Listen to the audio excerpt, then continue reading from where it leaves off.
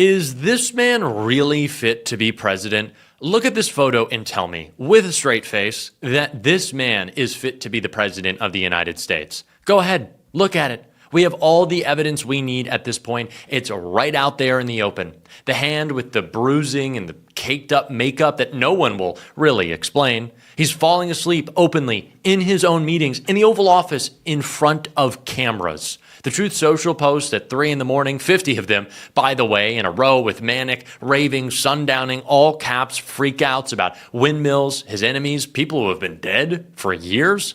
All of it happening at once. And then just look at him. Does that look like a president to you? Or does that look like an unwell used car salesman about 20 years past retirement who just wandered behind the podium? But you and I obviously aren't the only ones who see it. Pretty much everyone with eyes and ears who isn't in a cult knows exactly what's happening, including members of Congress. On Thursday, Congresswoman Yasmin Ansari shared this image of a near unconscious Donald Trump, writing, "Donald Trump fell asleep again multiple times in the Oval Office today. That's why I've called for the 25th Amendment, and dozens of my colleagues have done the same. Donald Trump is unwell and must be removed from office. It's a national security crisis." Yes. Thank you.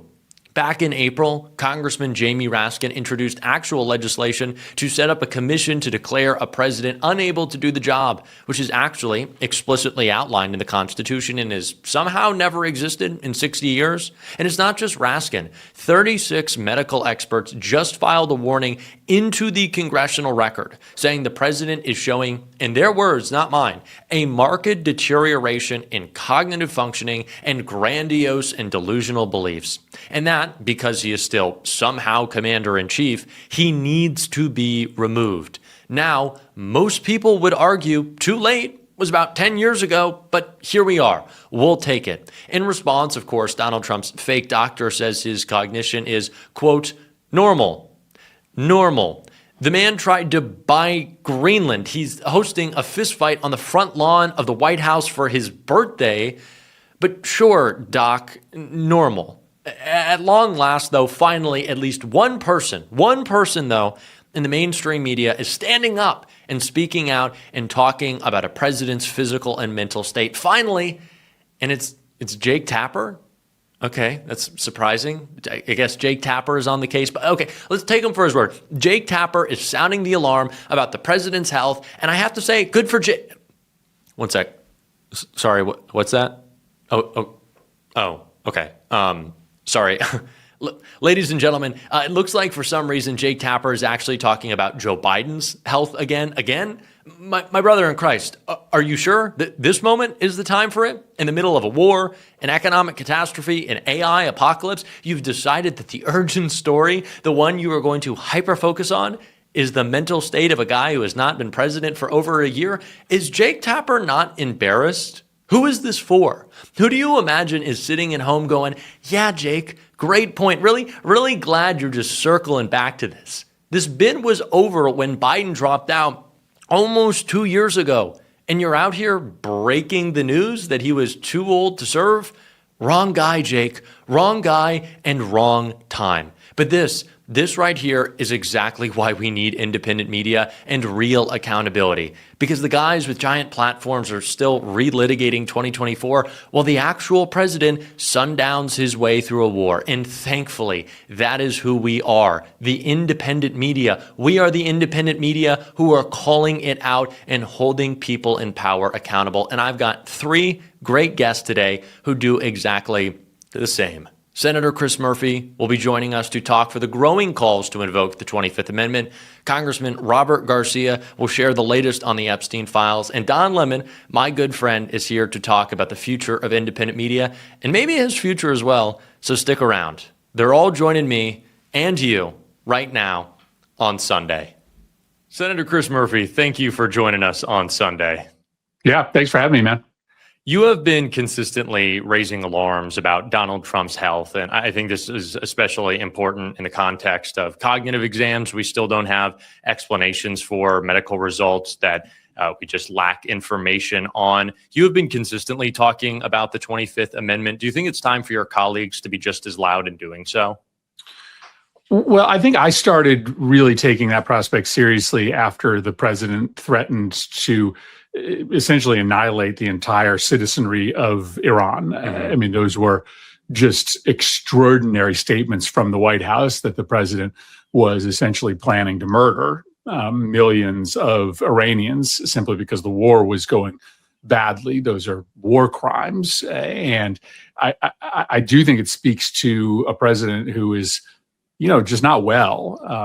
Obviously, he's always been reckless. He has always had, very little connection to any sort of moral foundation. But, what we're seeing recently is new.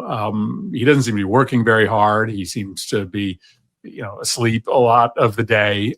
When he is awake, he seems to be focused only on his corruption, which may not be a 25th Amendment issue. But then when you are making these suggestions, you're going to use the U.S. military to murder millions of foreign civilians, that starts to feel like his mental state has gone into a really dark, dangerous place. So, yes, I think it's time for Republicans to take this more seriously. Obviously, when Democrats are talking about it, the president's not listening to us. So Republicans who are closer to him, who he listens to more, I think have to take his health more seriously.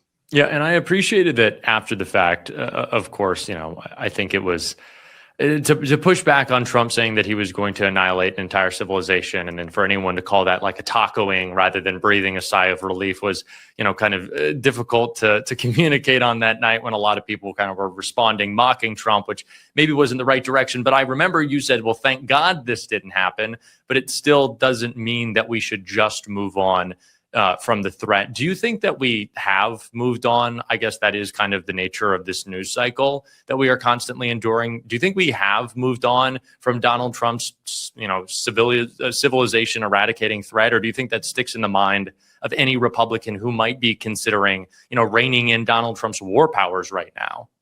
Well, he didn't do it. So the easy response from Republicans is that's just Donald Trump being Donald Trump.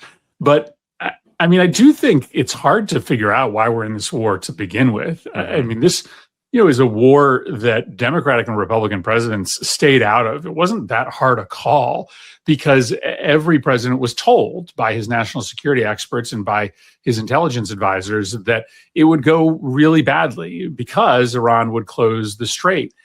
And the very fact that we're in this war, that the president seems to have been manipulated into the war by Benjamin Netanyahu, who told him that within a few days of bombing, there would be a pro-U.S., pro-Israeli government in Tehran, just speaks to kind of how weak his mental capacities are. I mean, obviously, Netanyahu was gaslighting him, any president with his wits about him would know that. And the fact that our president didn't, and now we are into a war that has cost billions of dollars, that has set the entire region on fire, that has killed over a dozen Americans.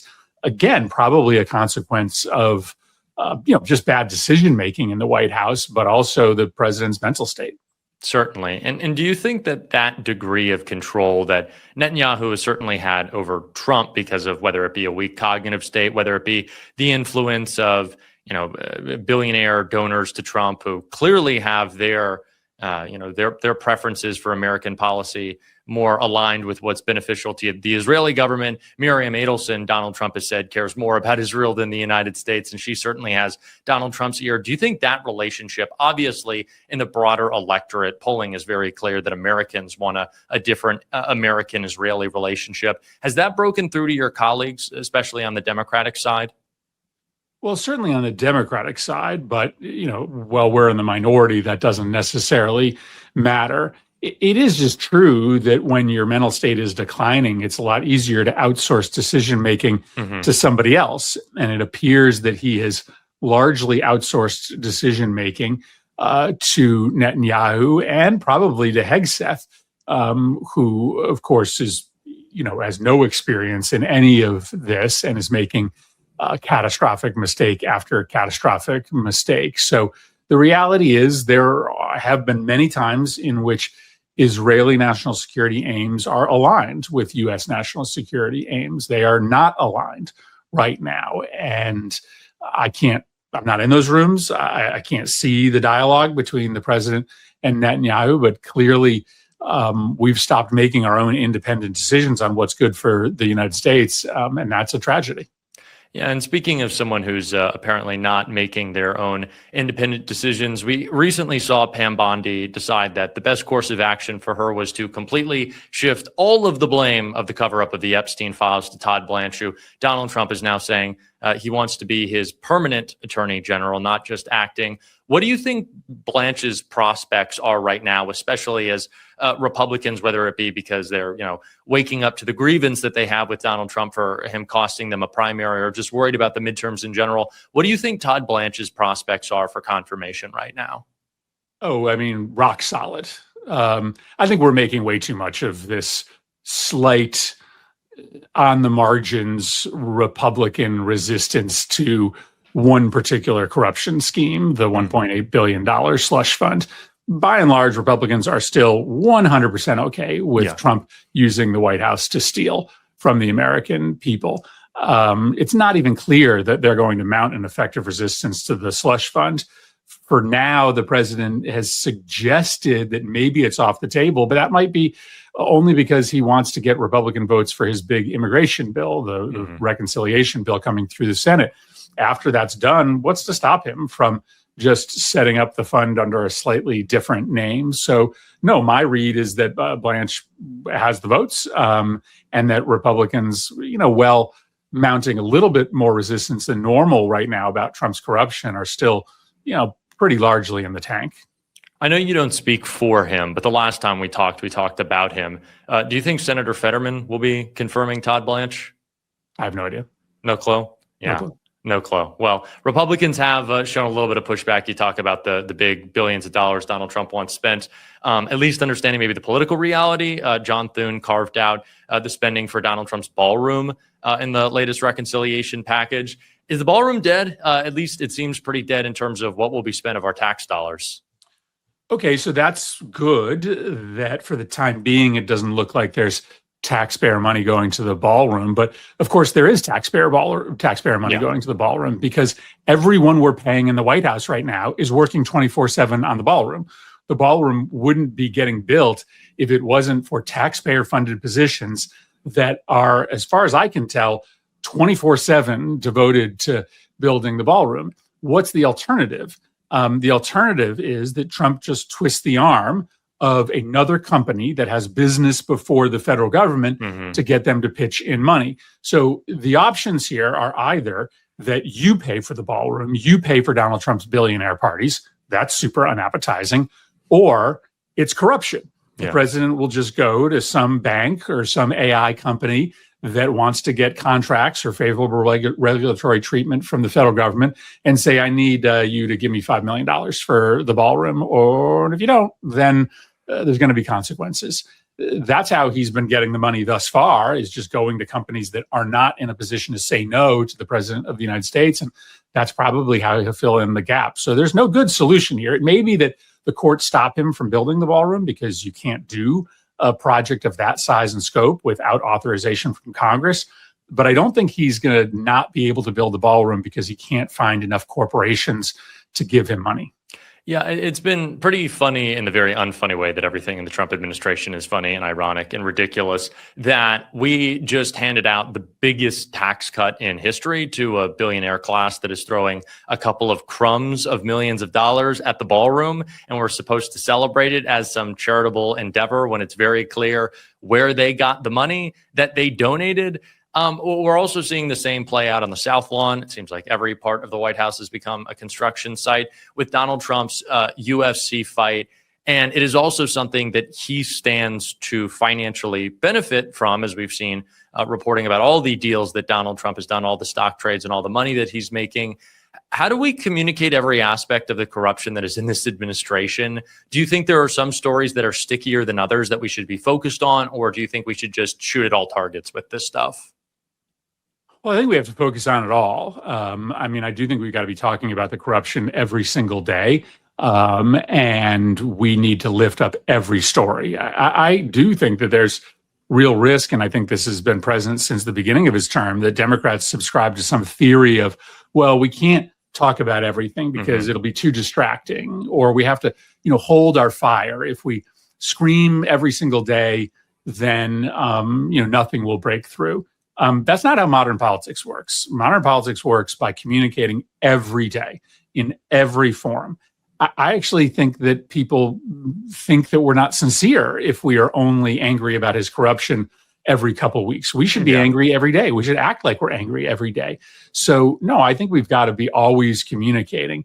I mean, listen, do I care about the UFC fight, or, the race, the car race as much as other things? No, but I don't subscribe to this idea that you shouldn't be talking about his corruption all the time. Yeah, because it is all the time, happening all the time and everywhere. And I think one particular area where it's a bit overlooked is the Trump children. But Hunter Biden was looking to change that. I don't know if you saw earlier this week, but he sent out a tweet because Jake Tapper's focus is not on the president's health, but it appears Joe Biden right now. And he said that the media should be paying more attention to not just Donald Trump's cognitive decline, but also the corruption of his children. It seems that Ivanka wants to, or is building a new, I don't want to call it Epstein Island, but like a new billionaire Epstein class island at the same time as Eric and John Jr. are raking in the loot. I also don't know if you saw, but Don Jr.'s new wife is the daughter of Epstein's personal banker.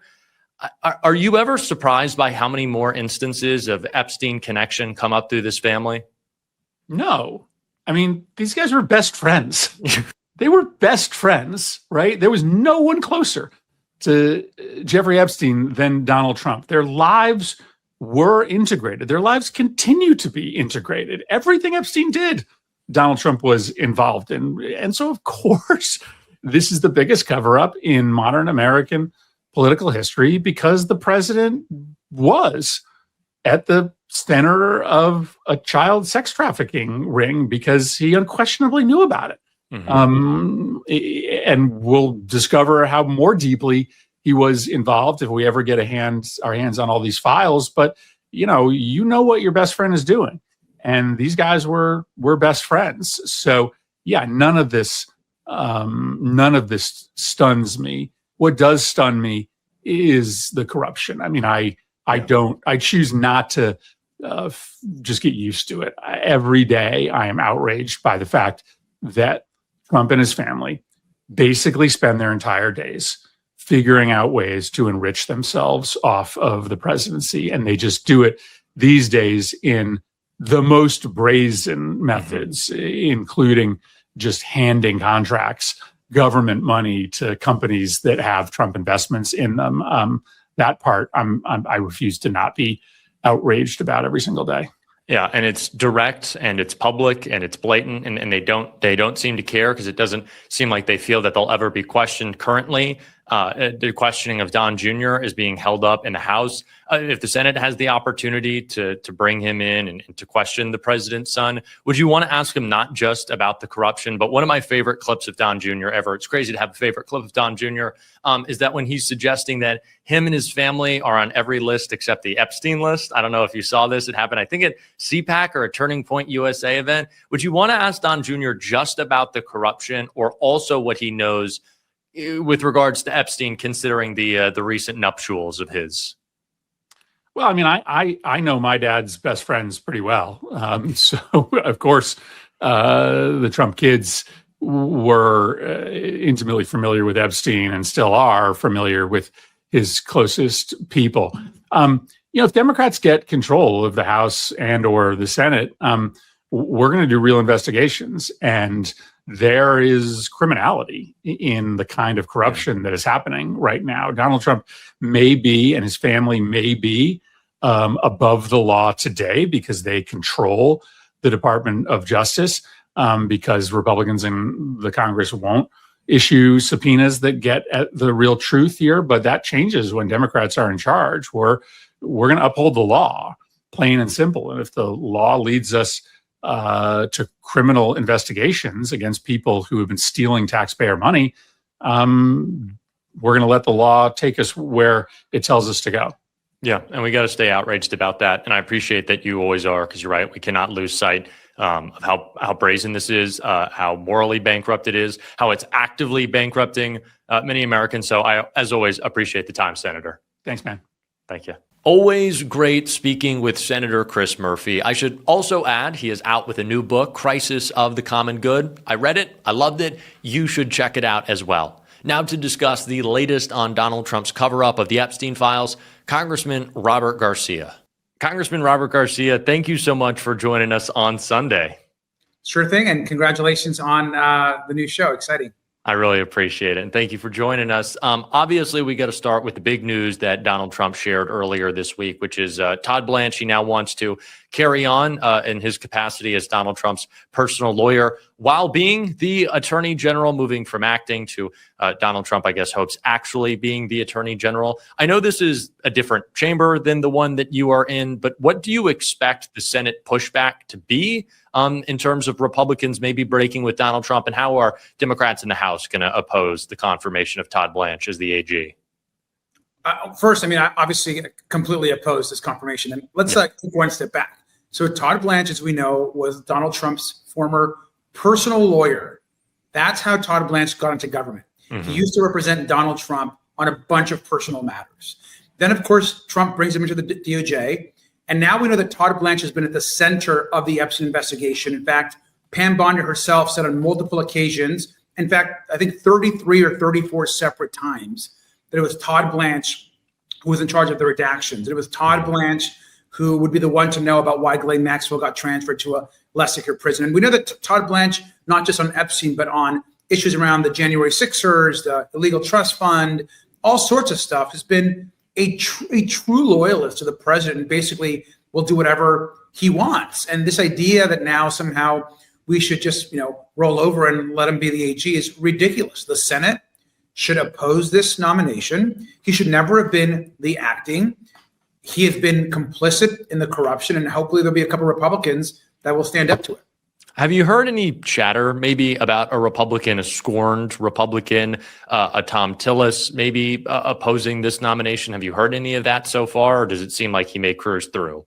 Well, I'm really hoping that a Tom Tillis, a John Cornyn, maybe Bill Cassidy. McConnell, I'm really hoping that some of these folks actually stand forward and say something and link Blanche to the corruption.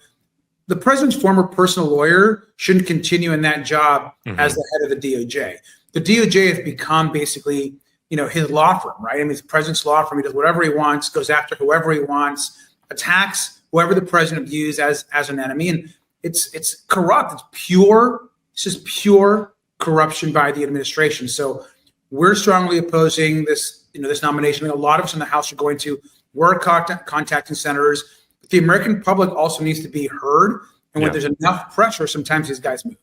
Yeah, and speaking of, enough pressure moving the DOJ, it seems that at least Blanche has said his word is enough in abandoning the weaponization fund. Donald Trump was then asked about that and said, we don't know, we'll see, we're not sure, maybe. They're kind of non-committal. What still needs to be done to make sure this is ended, that Donald Trump can't give it a new name, that Todd Blanche can't find a workaround? What else needs to be happening to make sure that there is no money going to January 6ers?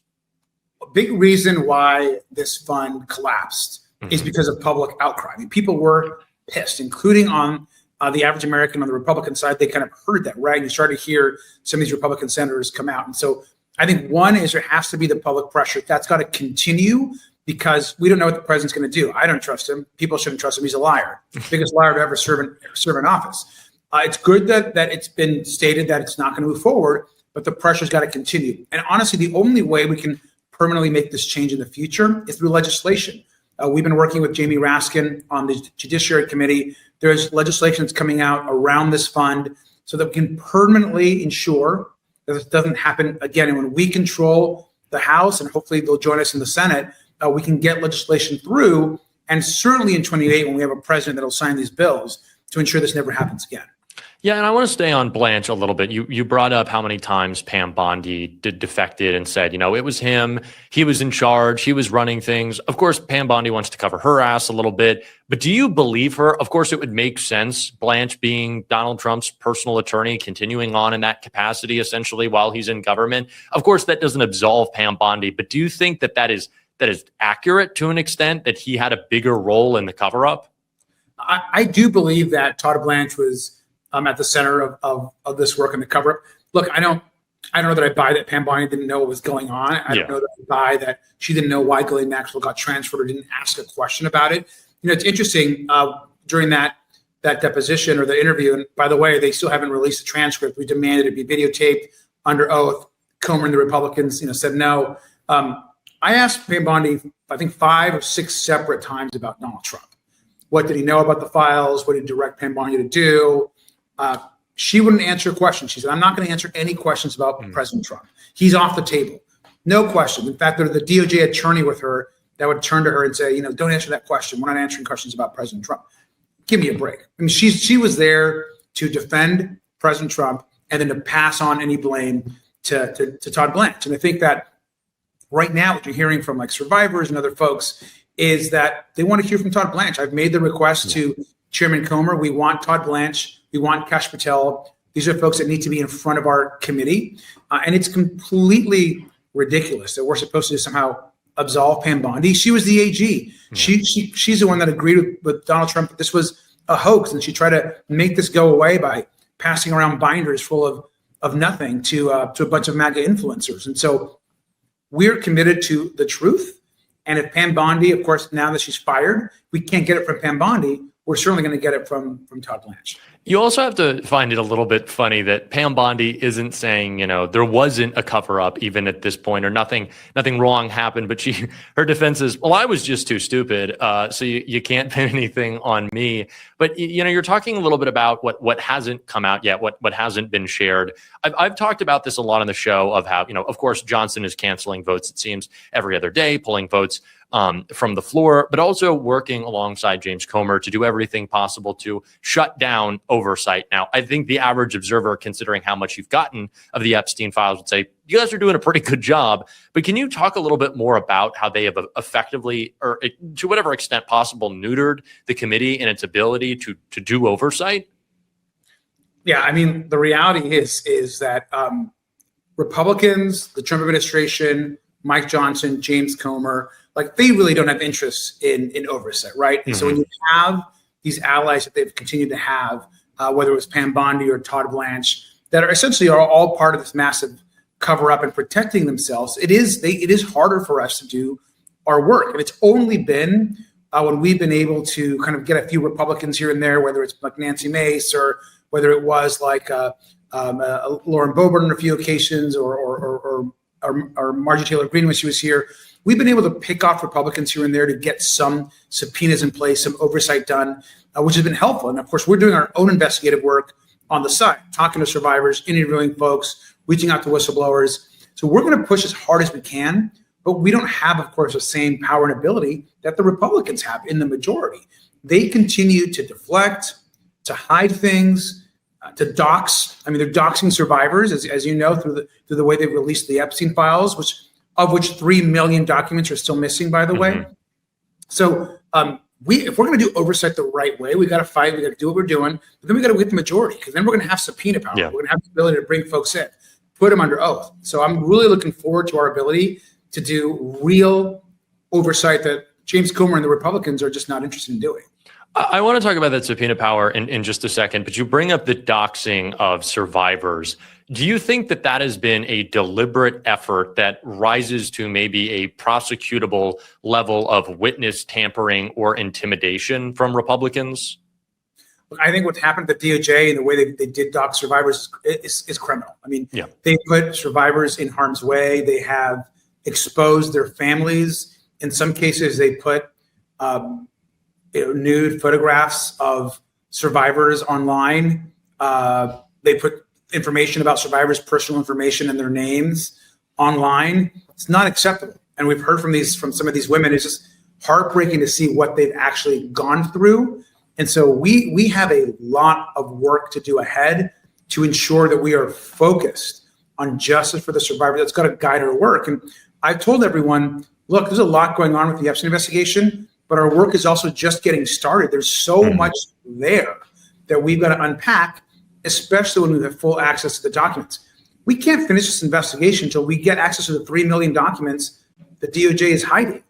I can only imagine what's in those documents and videos. I mean, why won't they give us access to everything? They're saying it's privileged information or it's executive privilege. Why? Yeah. There's information in there about what the president's doing, how he's covering this whole thing up. We need the information. Well, and it's kind of funny that at the same time, obviously the administration, they're partially at war to make sure we're not talking about the Epstein files. But in this time that Donald Trump has tried to distance himself, one of his idiot sons has a different plan. I don't know how up to date you stay on the Don Jr. nuptials, but his new wife, she is the daughter of one of Epstein's bankers who wrote him a recommendation to a Palm Beach club in which he said that he was Epstein, that is, a stand-up gentleman. And so now the Trump-Epstein family ties have gotten closer. Of course, Democrats have tried to bring Don Jr. in. Do you think Don Jr.'s name is one that will be on the list of subpoenas when it's time to talk about Epstein? Well, it's certainly going to be when it's time to talk about Trump family corruption and possibly Epstein as well. I mean, you can't make this stuff up, right? I mean, just the connections between the Epsteins and the Trumps is real. I mean, they were friends, they were best friends. Now we have this new relationship. Trump, obviously, the island using Mar-a-Lago to traffic women to Jeffrey Epstein. It's all there, and I think that most of the American public understand that. Most people know that there's a relationship that I think Ghislaine Maxwell knows a lot more than she's obviously willing to share. And once we're able to actually get the full truth and full access to the documents, I think that Trump's going to have a lot of questions to answer for. And I think he's tried to clearly hide and evade the truth, but we're going to make sure that we get it.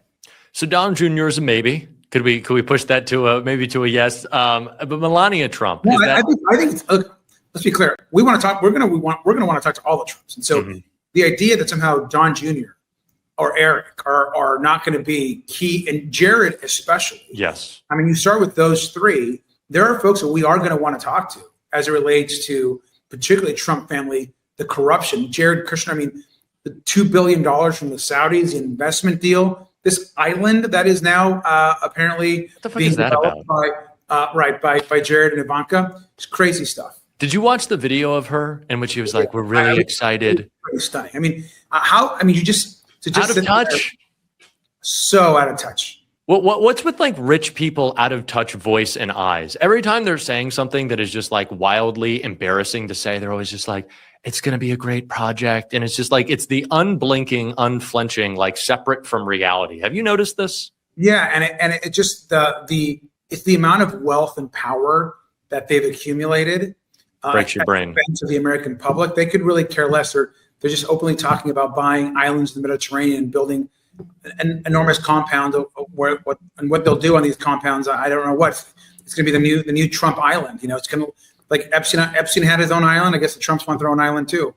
Yeah, and again, it is just like they want to live in a separate reality type of thing. Like, you know, you have to think that at a certain point, when you have more money than the GDP of some nations, like you don't consider yourself governed by these laws. Is that something? Obviously, your work and oversight is expansive, but kind of reining in the way that the ultra wealthy view themselves in the context of above the law of just the United States. Is that a way that you think about all of this right now in the context of like an Epstein class, as it's been termed? Of course. I mean, look, I think I've said many times to members of the Democratic Party and caucus is that the same people that are and have abused and raped or been complicit in the trafficking of women and girls, the same people that can get away with stealing all of the hard-earned labor and wealth from working class people, from middle class people, and then take it for themselves. Yeah. And these folks are so immensely wealthy and they believe themselves to be so powerful that they can do horrific things, cover it up, and then also be a beneficiary of these massive tax cuts, these massive government deals. Donald Trump's on the phone calling folks to get contracts through for businesses he's on the board for. I mean, give me a break. The corruption's not even being hidden anymore. It's in plain sight. And so I hope that we continue to push, the American public understand that, and Democrats have to fight really hard to ensure that people know this is happening. And that's, I think, something that I really hope this next generation. Look, when I think about the folks that I was at dinner last night. I was with dinner last night with Summer Lee, Delia Ramirez, Maxwell Frost, and Greg Casar. And we were just chatting, all of us at dinner. And the one thing that we all were talking about and agreed with is that we've got to push our party and push really hard to be in the fight. And I think that across this country, people want fighters in Congress. They want us to push an agenda that's taking on those that are corrupt and at the very top. And I think that's what the people that are getting elected this cycle, people that just got elected that are coming in, I think you're seeing a lot of fighters, and that's a welcome change in the party. Yeah, no, I completely agree. You've been leading that charge, and I have one more question on that. It seems Donald Trump and at least a lot of the MAGA media have been kind of slowly suggesting that a Ghislaine Maxwell pardon might be more imminent. Do you think that is a fight against a pardon of Maxwell that we will be able to win, or where do you think that stands? Look, I think that we have to be united in opposing a pardon for Ghislaine Maxwell. I've heard, Democrats are united in that. All the oversight Dems have sent a letter very specifically saying this should not happen. As far as the Republicans, a lot of them won't comment on it. Some have come out and said they oppose it, but a lot haven't. And I think it's a disgrace that we would even consider a pardon for this known abuser of women and children, a trafficker, a liar. And so we've got to push that. We've got to ensure that there's never a pardon or some kind of deal where she can come out and say whatever the White House wants her to say, and she somehow gets some sort of clemency or a pardon. Yeah, and it's why your work is so important. It's why I appreciate the time, and thank you so much for joining us on Sunday. Hey, anytime, and good luck with. I love the Sunday show, so good luck. I appreciate it. I am always so appreciative of Congressman Garcia and the hard work being done by oversight Dems right now. It's why I'm also excited to be joined by someone who's always out there searching for accountability. I couldn't be more excited for a conversation with my good friend, Don Lemon. He has been informing audiences for as long as I can remember and making attorney generals cry recently and lose their jobs. And he's joining me now, my friend Don Lemon, host of The Don Lemon Show. Thank you for joining us on Sunday. You're just making me. You're just saying he's old. Is that what you're saying? That's not what I'm saying. I'm not. And what is this? Wait, what is this necktie and jacket? And the hair is combed. It's not a t-shirt. What is going on here? Is it Sunday? It's Meet the Cocchiarella. What is happening? Maybe we should change the title to Meet the Cocchiarella. I think that's okay. Or Meet the Jack. If it's Sunday, it's Meet the Jack. It's Meet the Jack. I think, it's funny. Hassan Piker, before we get into our larger conversation about media, we'll start with a media figure who a lot of people have been talking about lately. Hassan and I have discussed this. He started wearing suits, and, it's something that I started to think about more because of Zoran Mamdani, because he's always looking, fresh and fit and good. And I just think that maybe it's good for the movement for, a couple of progressives to throw on some suits and some ties. I'm always in t-shirts. Last time I was on your show, we were rocking the same black tee, but I wanted to dress up for you, Don. Okay. Thank you. I want to make you feel special. Do you have something to tell people? I mean, do I have a crush I want to share? Everyone. I think you're right. Look, it's weird because I came out of the ecosystem out of a system, I shouldn't say ecosystem, out of a system where you had to wear suits. Mm-hmm. And so I kind of fight against that. But every once in a while, I will wear a suit and I will wear a tie. Or if I'm speaking to a certain person of a certain stature or about a topic that's really serious, then I will dress for it. But I think it's great. Yeah, I think that, why not dress up? Why not look your best? And you look very handsome. So I agree with it. Yeah. I'm doing my best. We do Well Dressed Wednesday on the show. We're also going to do Well Dressed Sunday. But speaking of that legacy media that seems to be falling apart, I just want to put it bluntly, how dead is CBS News at this point?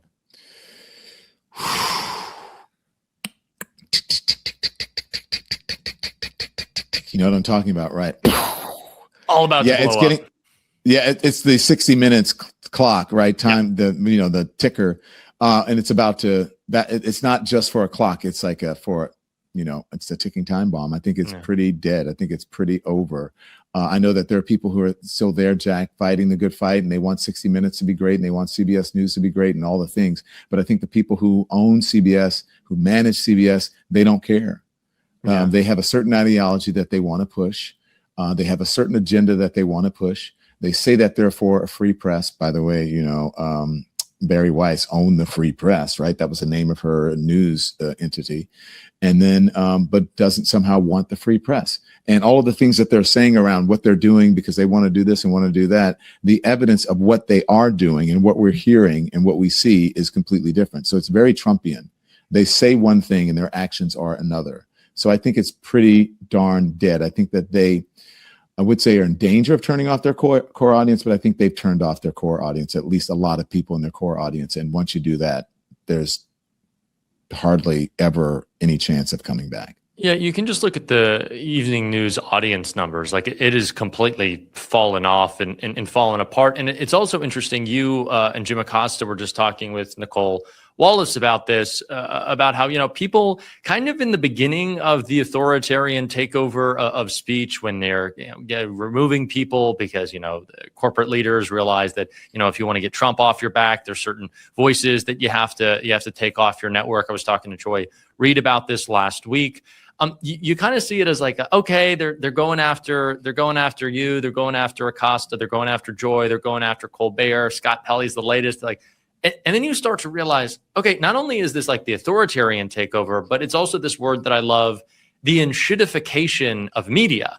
And of course, we've picked up the slack in independent media, but like Larry Ellison owns TikTok. The TikTok algorithm is worse, right? Larry Ellison wants to, expand his media empire. He wants to buy Warner Brothers. Like he's going to make movies worse. Like these people are going to make our media and our culture worse. And I wonder if that's a better way to communicate to people this fight against free speech that the administration is waging, rather than them just trying to understand kind of like the machinations inside corporate media. Maybe just communicate like things are just going to get worse for you in terms of what you're watching. Do you think that that's maybe a better angle for people who are kind of outside of all this?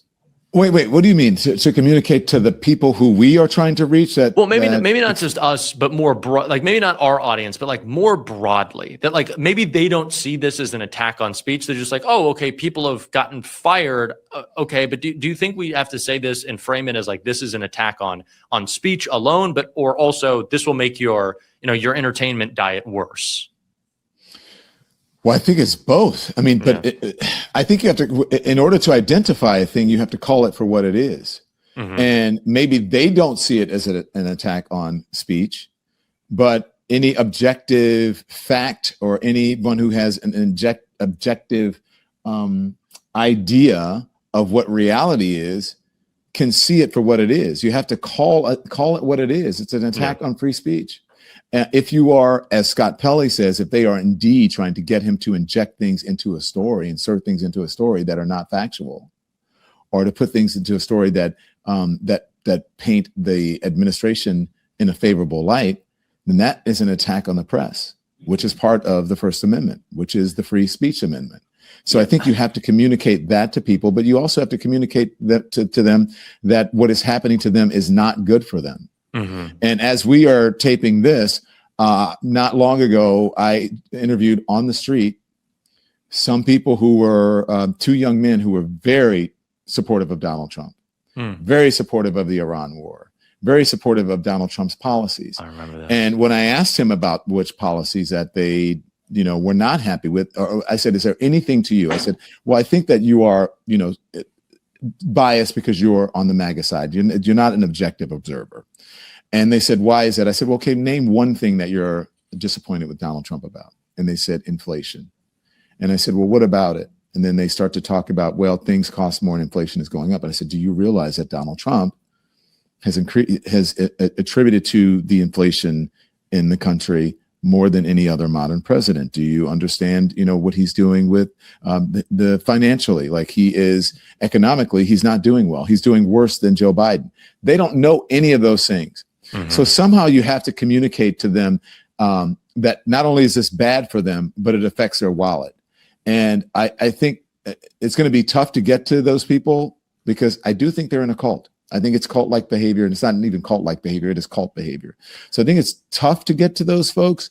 But if you, as Barbara F. Walter said, who wrote the book on what happens to how countries are led into a civil war, you start with the fact of the misinformation. And the only way that you get to people is economically. The only way you're going to get to Donald Trump supporters is if you explain to them the economics of it. Not that they're paying a lot of money for gas because their cars are going further on gas. My car used to only take $60 worth of gas. Now it takes $123 worth of gas. Trump is great. That's kind of the mentality. So you have to make them understand the economics of it in order for it to penetrate. And I think that's maybe the end or the angle where we need to go. Well, one of the ways that it's been penetrating is, Megyn R. Kelly, as we call her on the show, and Tucker Carlson have been. I cannot believe it's actually. I thought it was Megyn, Megyn, Megyn. I call her Megyn Kelly. Megyn Kelly. Yeah. Megyn R. Kelly. Well, like they're clearly very they are opportunistic individuals. Like I don't think that there's a moral center. It's funny to watch the Megyn Kelly through the years clip where she's like, "Here's the problem with Trump and women. I don't really care about that. I care again. I don't care." And now she's back to it. And there's a lot of flip flopping. They're clearly opportunistic. But if they're opportunistic, then that means there's an opportunity to sway these people. I just worry about, I don't know if it's ground that we're ceding to them. Certainly Tucker Carlson and Megyn Kelly have already established themselves, right? So we're not giving them audience credibility. But I wonder, and this is something that you've discussed a lot on your show as well, how do we use the tools of Marjorie Taylor Greene? Are you still offering up a little, I want to make clear before we take a look at this Marjorie Taylor Greene clip that sometimes she's acting in bad faith, or how much of the preamble do you still give to some of these figures? Well, it depends on, everything should be on its own merit. It depends on, what we're talking about. Mm-hmm. Now, I happen to think that Marjorie Taylor Greene is a woefully dishonest and disingenuous person. Yeah. I think that many in the MAGA movement, that she's a shapeshifter. Mm-hmm. And so I think that she sees an opportunity to pivot away from the president. She's probably pissed off because, I hate that word. I'm sorry I said that on a Sunday. She's now ticked off that, she didn't get his support to be senator or whatever it is that she wants to be. And I think that you have to look at people's history in order to get an idea of who they are. And then in the moment, you meet them in the moment, and then you have to see if their actions match up with their words. And so far, I have not seen that with Marjorie Taylor Greene, except for a whole lot of talk. What is she doing as it relates to getting people to vote differently? Is she going to support a Democratic candidate? Mm-hmm. Because another Republican candidate coming in, no matter how not MAGA they are, they're still going to continue on with the same policies. It's still the same party. The only way that that you can make an honest difference in this country is to elect the exact opposite of what Donald Trump is. Is Marjorie Taylor Greene going to do that? Is she going to go out and do a get out the vote for a Democratic candidate? Unless she's going to do that, then I don't give a shit about the talks. I don't give a crap about what she says. But I do think that Democrats should use her, a useful idiot, right? They should use her to help, them in whatever way that they can. Yeah. Yes. Embrace her. Don't do a Liz Cheney and go and have her campaign with you, because I don't think that I don't think that Democrats want that. I don't think that people who may be sort of traditional conservatives and logical thinking people, I don't think that they want that. And so how much of a preamble? It depends on what it is. But for someone like Marjorie Taylor Greene, I'll believe it when I see it. Yeah, I'll believe it when I see it. It's especially difficult when I think one of the bigger breaks that she had with Trump was when all of the threats against her and her kids that she's spoken about started to come in, and she did this really long post about how, I didn't know, and there's all these threats, and it's a politically violent time. And then Donald Trump the next day is like, well, we're going to hang a bunch of senators and Democrats for saying that you shouldn't follow illegal orders. And Marjorie Taylor Greene didn't say anything about that political violence. So I'm always a little wary to buy any of her shtick. I do think that she maybe appears to voters a little differently than a Liz Cheney figure, because this is a uniquely anti-establishment time. Liz Cheney was the establishment. Marjorie Taylor Greene is trying to operate outside of it. But having said that, it is an anti-establishment time. And I think a lot of people are already thinking about that, maybe jumping over the midterms and thinking ahead to 28. Who do you think is, and who do you see from your audience is like the most well positioned, or maybe like a dark horse really starting to pick up steam? Because of course, everyone's going to be talking about the Newsoms, the AOCs, the Kamala Harris, the kind of people who already maybe would have the war chest, have the name recognition. But who do you think is dark horse in it right now because of that anti-establishment feel? Okay, who do I think is dark horse in it because of the anti-establishment feel? Let's table that for a second because I want to respond to something just real quickly. Yeah. When you said about Marjorie Taylor Greene. So here's the thing. There's a whole adage about, you knew I was a snake before I bit you, right? So if you have a snake, if you have someone like a Marjorie Taylor Greene or anyone who's now all of a sudden on your side, that doesn't mean that I might leave that snake out in the yard to eat the rats, to get rid of the rodents, to do the thing that is, that helps me, that's more beneficial to me. Yeah. I'm not going to invite that snake inside of the house and have it come sleep in the bed with me or hang out on my couch or hang out at my house, because I know it's going to, in the middle of the night, it's going to bite me, right? It's going to try to kill me. So there's that. That's how I feel about Marjorie Taylor Greene and any other person who is like her. Now, it was very simple. Jon Ossoff. I think Jon Ossoff is, I don't know if he's a dark horse right now. I think people are looking at him right now going, hey, he's giving those Obama-like speeches and rallies, and it sounds really good. And he looks the part, and he's got the Kennedy hair, and he's handsome. Good, yeah. And he's got, and so, and he's smart. And so that goes a long way with people. The ladies love him. The gays love him. I love him. Everyone loves him. The straights want to be him, and they want to be his buddy or whatever. So I think 2028? Probably not, but who knows? And I think look, in this day and age, the qualifications, I'm not saying anything disparaging about Jon Ossoff because I think he's qualified. But I mean, the qualifications for president after Donald Trump is like, my little doggies, I don't know if you can see him behind me, who are laying on the floor right here. They would be better presidents than do you think that's a good Donald thing? Trump. Do you think that's a good thing that the qualifications? In a way, I do. In a way, I do. I don't, I do think that you need some sort of expertise, and whether that expertise is integrity, whether it's authenticity, whether it is, whether that's having a moral compass. Okay, that's fine. Very few people have all of that together. And not one person is perfect. And I don't think that you have to be a Rhodes Scholar or an Ivy League person in order to become president of the United States. All you have to do is understand that you need smart people around you, and you have to take their guidance and their thoughts into consideration. Donald Trump doesn't do that. That's why we're in a quagmire in Iran right now, because feelings, and because Bibi Netanyahu, and because Israel was going to strike Iran, and then Iran was going to strike back, and then, oh no, that's not why we did it. No, it was a regime change. No, it's not a regime change. It's because Donald Trump is doing this, and people are going along with him because they want to keep their positions as the Secretary of State or the Secretary of this or this part in the cabinet. And so he's a Trojan horse for them, because they're getting, not only is it politically and professionally expedient for them, but they're getting their agenda across. And they're getting rich. And thank you. They're getting real rich. They're getting really, really rich. And so I actually think sometimes, look at what's happening in LA, whether people like it or not. A faded reality TV star could become the mayor of Los Angeles, which in any world beyond this MAGA world that we're in, people would say it's crazy.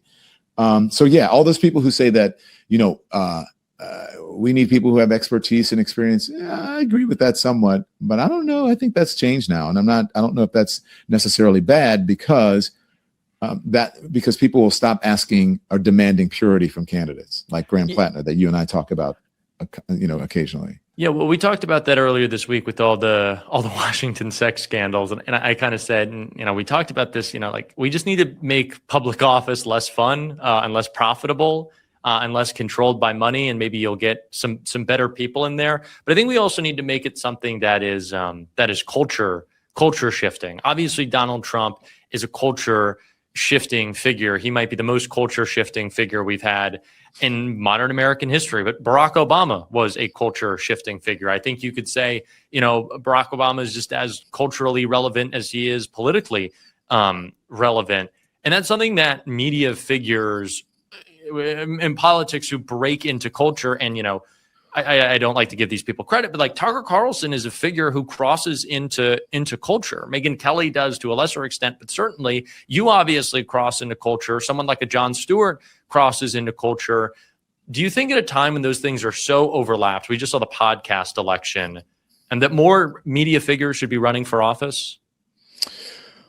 Whoo! And are you one of them? I was going to say, are you trying to get me in trouble? Like if you'd like to make Alex an announcement. Wagner. Okay, so I'm on the Jack Cocchiarella show on the Just Jack. Maybe it's Just Jack. Just Jack. If it's Sundays, it was trademarked. It's trademarked. you just cost me a lawsuit, Don. But we can win those. So look, I think I'd be a hypocrite to say that a media figure should not run for president, because Donald Trump was a media figure in a way. I mean, he was an entertainment, a sort of a game reality show host and clown. But so I would be hypocritical in saying that no. Is that my preference? No. But if I would prefer anything than what's happening right now.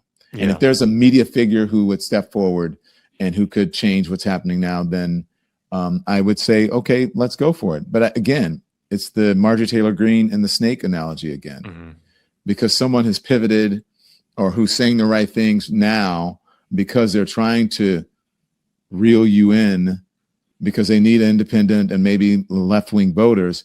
Be very wary of that person, because again, you knew I was a snake before I bit you. And so, what I like to, I'll tell you, like, if there are media figures like Jon Stewart, I think Jon Stewart would be a fine president. If he wants to run for president, you think he I should might run? support Jon Stewart. Why not? Yeah, why not? Why wouldn't Jon Stewart run? Why wouldn't Colbert run? Why wouldn't D.L.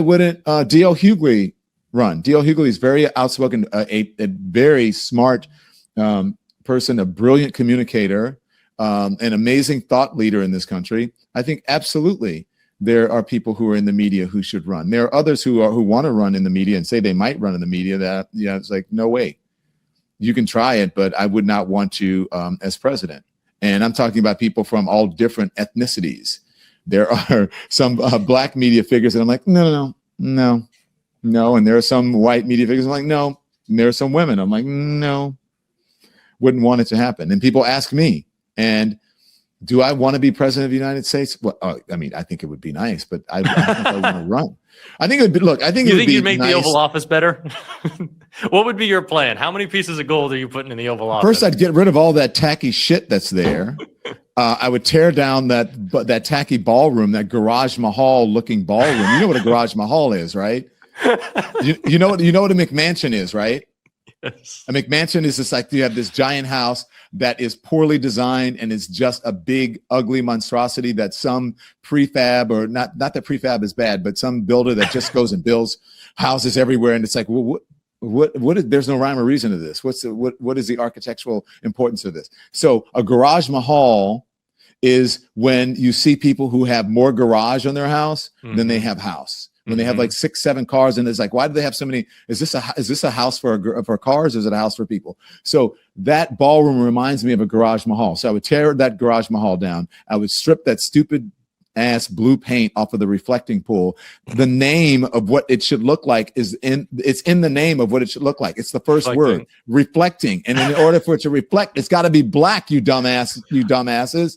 And so this is not a swimming pool at a resort. It's tacky. And then I would tear that tacky credit for it. arch down. So that's the first thing I would do. But then I would go about dismantling everything that he did, all the executive orders. I would first start with that. Then I'd try to get folks some health care and some lower taxes, and all at the same time, make sure all these people are prosecuted, or that somehow legally they are suffering the consequences of their ill wills and ill deeds in office.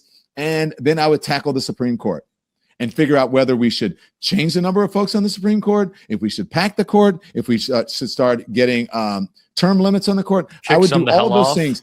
And then I would listen to all the smart people that I hire from whatever administration, the Obama administration, the Biden administration, the whoever, the Bush administration, any of those people who are smart, and I would start listening to them about foreign policy and about economic policy, and I would turn this country around and get it back on the right track for the American people. I would speak directly to the people. I would not be speaking to media and traditional media and all these people. I would speak directly to the American people through whatever site or through the Don Lemon show or platform or whatever, so that is not filtered by bullshit. That's what I would do. Anything else you want to know? It sounds like a platform. Who's your running mate? Who's your VP? My VP, besides Jennifer Welch, Don't say besides. Leave it there. That's perfect. That's a ticket. Well, that's my first. Okay, so that's my first. Jennifer Welch. That's my running mate. If she turns you down, if she's like, I'm just going to kick it, who's next? She would never turn you down. So present company excluded, because it would be Jack Cocchiarella. I'm not going to say it here. Who would it be? Seriously? Why not? Now, who would John Ossoff? No. That's a good looking ticket, Don. That's a good looking ticket, Don. Can you imagine? It would be John Ossoff. I would love running Wes against Moore. That fat fuck JD Vance. Yes, Wes Moore.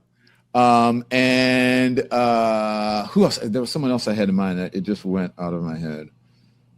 Wes Moore. Oh, and people may say it's too much of a progressive ticket, even though I'm not a liberal, I'm not a conservative. AOC. Alexandria Ocasio-Cortez. I think we're making plans. Smart. I think she's smart. She's a brilliant politician now. She's evolved. She's separating herself from the pack, meaning, much the way that Zoran Mamdani is doing. He's actually showing Democrats by example, showing his supporters by example, and his critics as well. And I think AOC is doing something very similar to that. I think we've made a lot of plans. I think this is great. I think we made a lot of news. How else would if you would run? Who would you be? Who would your running mate be? Who would my running mate be? Well, first of all, we're gonna have to give it a year or two, or 10 and some change. Who would I want it to be? No, I'm kidding. Of course, we're just gonna run the all media. We're just gonna be podcasting the whole time. It's funny because people talk about, and I'd love to see him run because I'd love to see what his campaign looks like. People talk about it Warnock as a VP, but I'm like, we can't take him out of Georgia. So you'd want someone a little bit more secure, someone that we know who would be good and all ready to go. I feel you. If there was one conservative, you would. Oh, if there was one conservative, Thomas Massey's the easy answer there. Rand Paul is an easy answer there. Of course, these guys, Thomas Massey, doesn't believe in a woman's right to choose. So that may be a tough debate to have. Or he voted against it. I think he voted against same-sex marriage. But no. Yeah, I can't do that. He's doing the right thing on the Epstein files. That's great. Rand Paul, too prickly and too unpredictable, and not in a good way. He'd make me look really tall and handsome standing next to me, though. Yeah. So maybe that's. I guess we're just thinking of the optics. We got a lot of planning to do, Don. You got to come back again so we figure out the rest of the campaign strategy. Yeah, Adam Kinzinger is my pick. That's a good one. I think he should. I think he's become more of a. I don't know. Is he still holding on to the Republican name, or is he independent now? No, I just said conservative. I'm not talking about Republican. Yeah. We don't need to worry about. I don't know if he's conservative. I don't know if he's conservative or liberal, but General Mark Hertling. Love that guy. Do you know who's also been interesting lately? I don't know if you've had the chance to talk to him, but Chris Christie. He's obviously, Chris Christie's got the baggage that Chris Christie does, but the way that Chris Christie's been talking about Donald Trump's health lately, I'm like, say more, Chris Christie. I know that Donald Trump is always attacking him whenever he can, but I'm like, say more. I'd like to hear more, a little inside the administration from him. So maybe that's another Sunday. Maybe that's a guest on your show or mine. But always interested in what he has to say a little bit. Chris Christie, I'm a New Yorker. I'm a New Yorker. I've been a New Yorker for a long time. I remember when he was governor. Chris Christie would have to regain my trust. So far, he hasn't. I like what he's saying, but we'll see. A lot of people. I like what he's saying right now. I don't dislike him. I'm just saying you have to regain my trust. You talk about the snake. Talk about the snake. The analogy works. Well, I appreciate you so much for joining and for launching your campaign. I'm gonna make it official. I'm gonna have it the headline of this episode. So we made a lot of news today. Hopefully Jesse Waters gets really upset by this. You'll be seeing yourself on Fox. You pay too tomorrow. much attention to that guy. I don't really care. I don't really care if I'm on Fox or off Fox. I mean, if he'd shut up about me and my friends, I'd be happy. He was furious that Joy said that she wasn't a Giants fan anymore. I was like, isn't there news to cover? Are we in war? I don't know. They're idiots. He probably has a big crush on you. He probably does. As we all do. Stop it, Don. I appreciate it so much. Thank you for joining me. Bye. Thank you, Jack. I appreciate it. Now, before we go, y'all, it is time for a new thing that we are going to be doing every week. I know we are only 2 episodes into on Sunday, but I wanted to add a little something new. And Lord knows there is enough material for this new segment. It's what I'm calling the Idiot of the Week. This week's idiot is the entire right-wing internet, who spent the last 24 hours losing their minds because Victor Wembanyama, the 7'4" basketball giant, stood for the national anthem before Game 1 of the NBA Finals with his arms crossed instead of his hand over his heart. Disrespectful, they screamed. He hates America. Put your hand on your heart, Victor. The guy is French. He's French from France. He's got a French passport. He plays for the French national team. He cried wrapped in a French flag at the Olympics. It is not a thing in France where he is literally from to sing the American national anthem. And by the way, half the Americans on that floor, they weren't singing. They didn't have a hand on the heart. Stephen A. Smith, by the way, not exactly a raging leftist, looked at the response to Wembanyama-gate and said it's obviously false and no one thinks that this was actually disrespectful. But here's the part I actually want you to see, because this is the right-wing media's whole game. One of the guys leading the charge against Wemby wrote that the fact that Victor Wembanyama is French, quote, besides the point. He says that the real reason he's mad is because Wembanyama once said that ICE was murdering people. A fact. That's just a fact. They do not care about the flag. They do not care about the anthem. They do not care whether he puts his hand on his heart. And they sure as hell don't care that he's French. It's actually kind of cool. What they care about is that a global superstar with hundreds of millions of eyeballs on him said something true about ICE, and they didn't like it. And they can't argue with what he said, so instead, they manufacture a fake patriotism scandal to make their dumb base hate him. So they'll hate the thing that he said that's true.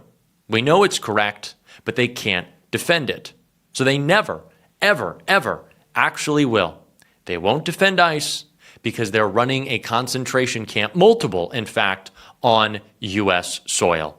It's the only trick they have. Find a celebrity or athlete who says something true, drum up some phony outrage about a flag or an anthem or a t-shirt, get mad at the messenger, and quietly run away from the message. It's craven, it's lazy, and it works on people who are dumb enough to slop it up every time, and that's MAGA. But I know it's not you. So we're going to keep paying attention. Idiot of the Week, we're going to be bringing it every week, calling this garbage out as we see it.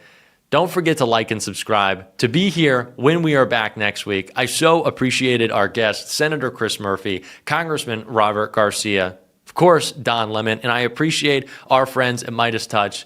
Hopefully another great week that you enjoyed spending some time with us, and I expect you to be doing the same next week. I hope you will.